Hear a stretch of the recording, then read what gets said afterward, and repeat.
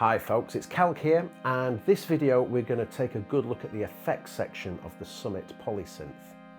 Summit can be split into two different effects processes, and we can access two independent reverbs, delays and choruses alongside the distortions and filter. Let's jump right in and see how we can use the effects processor on the synth engines themselves, but also using the audio inputs to affect any external audio we might want as well. Let's take a look. Now, Summit obviously is a very powerful synthesizer in its own right, but is also laden with some really powerful effects. The great thing about Summit is we also have an audio input, and we can pass any audio signal we like through the Summit if we want, before the filter or after the filter, directly into the effects processors. In terms of effects, well, we have three different styles of distortion. We have a pre-filter overdrive, which allows us to bring in or hot up the oscillators before the filter. We also have a second post-filter drive, so this is immediately after the filter, and we can add extra distortion to that.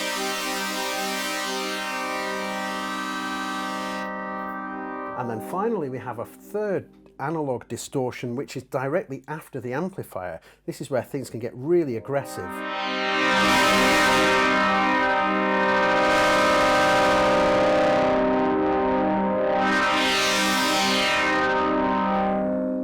Analog distortions give an incredibly nice warm feel, and you can really use these to get some great dirty sounds out of the instrument. Now, alongside the distortion, we have a very powerful chorus, delay and reverb processor. Let's look at the reverb for now. Now, this is set to the third position, which is the biggest size, and if I look at the menu here, yeah, this is set quite high up, so this is going to be a lot of reverb. As I bring in the level, you can hear that lasting for a long time.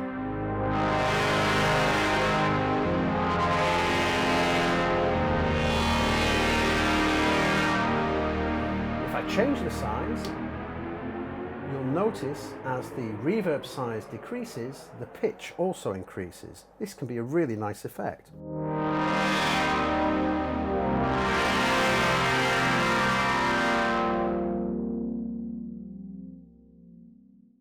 After the reverb, let's take a listen to the delay.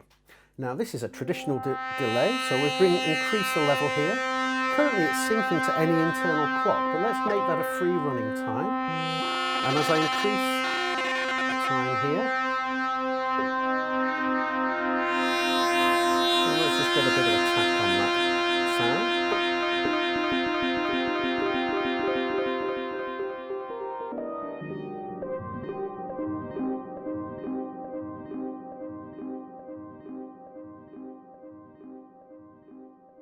And finally, above the delay, we have our chorus value as well. Let's bring down the level here of the delay, and let's have a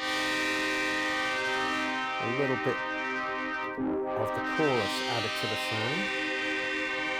And again, we have three different positions: 2-tap, 4-tap and an ensemble style with a rate control.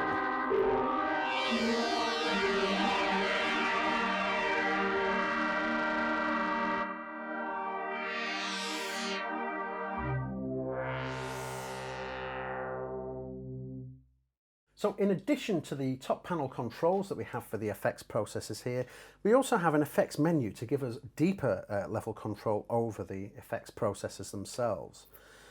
By default, you'll see that the routing is parallel. That means that the synthesizer's voice is going into all three effects at the same time. But if you prefer, you can reorder the layout of those effects as well. So now we have delay going into reverb and then into chorus. Let's bring up a bit of delay and chorus and see how that affects the sound.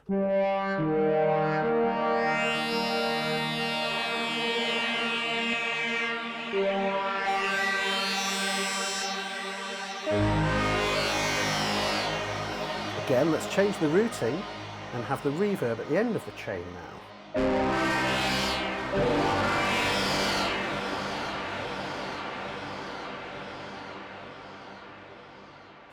As we move through the pages, you'll see we're faced with different types of controls, including chorus depth and chorus feedback values, high pass and low pass values for the chorus, low pass damp, high pass damp for the delays, delay synchronization controls, also an interesting slew rate as well, and this will change the amount of time it takes for the time control to affect a change in the delay sound. Let's just get a quite a tight sounding sound. Let's get the delay up and bring all the other effects down. And as I move the time, you can hear it's having quite an effect on the actual delay effect. But if I increase the slew rate, it takes a lot longer now for that time control to reach its destination, and therefore we have much less of an effect over the pitch of the sound. In addition, we can also add some additional stereo spatial aspects to the delay effect as well. And here we have a left and right ratio. If we turn this on to 1:4, for example, now, if you're wearing headphones, you should be able to hear this a little better. You can now see how the ping pong effect is controlled. And we can control that ratio using the ratio control here.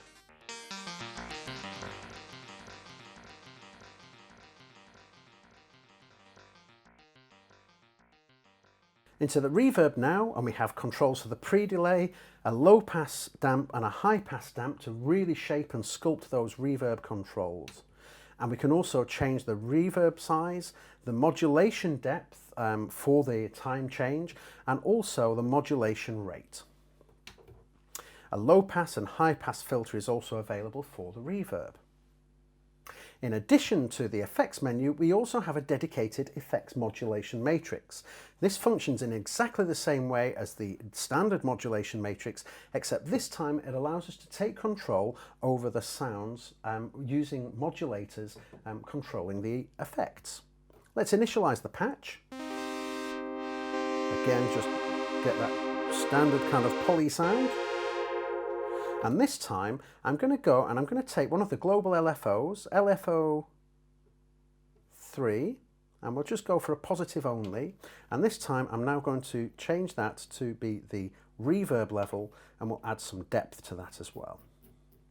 Okay, now LFO 3 here, with the reverb level down, should now open up the reverb over a period of time. Let's increase the rate. Just about hear the reverb coming in and out.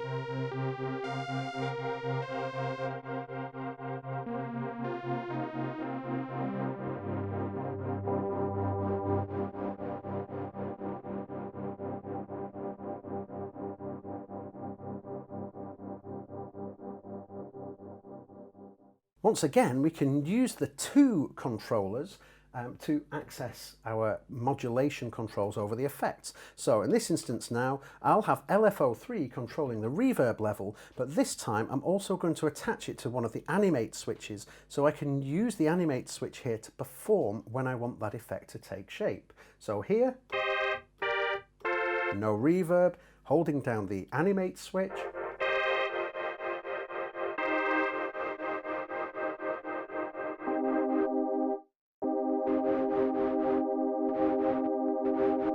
this is a great way of getting additional performing controls into your patches. An incredibly powerful aspect of the Summit synthesizer is the fact that we have an audio input.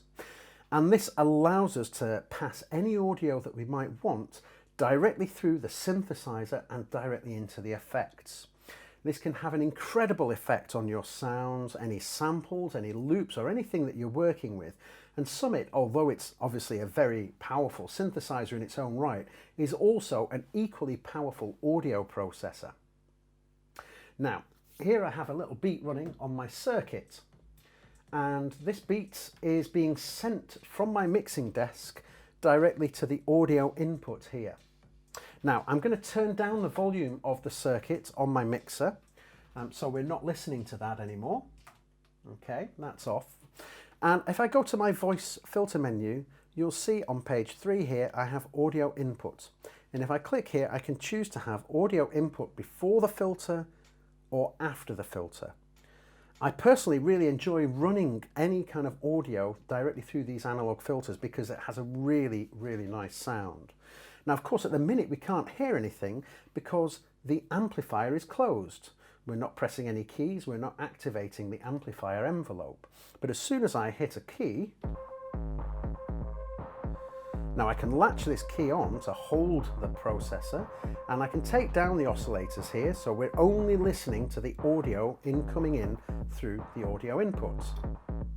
As you can see now, I can run this through the filter. Of course, I can use LFOs to control the filter. And as we set up a nice LFO controlled reverb on the animate switch, we'll use that to add a bit of additional reverb to the sound.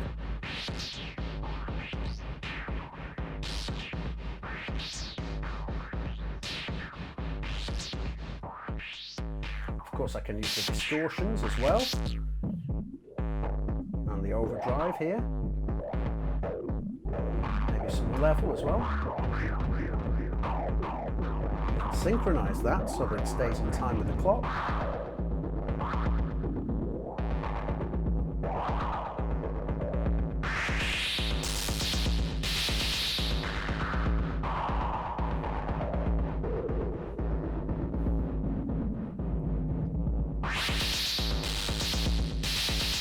Let's turn that off, and if we listen back to the original circuit by bringing the volume up, you can see we've got a very basic beat there, but breathed a lot of life in it by just simply processing it via Summit's filter and effects processors. That was a good look at the effects section on the Summit, the different controls that we have, also looking at sending things in through the audio input. If you want to find out more about the Summit synthesizer, do check out the videos that we've created that are looking at each individual section in depth. Thanks very much for watching.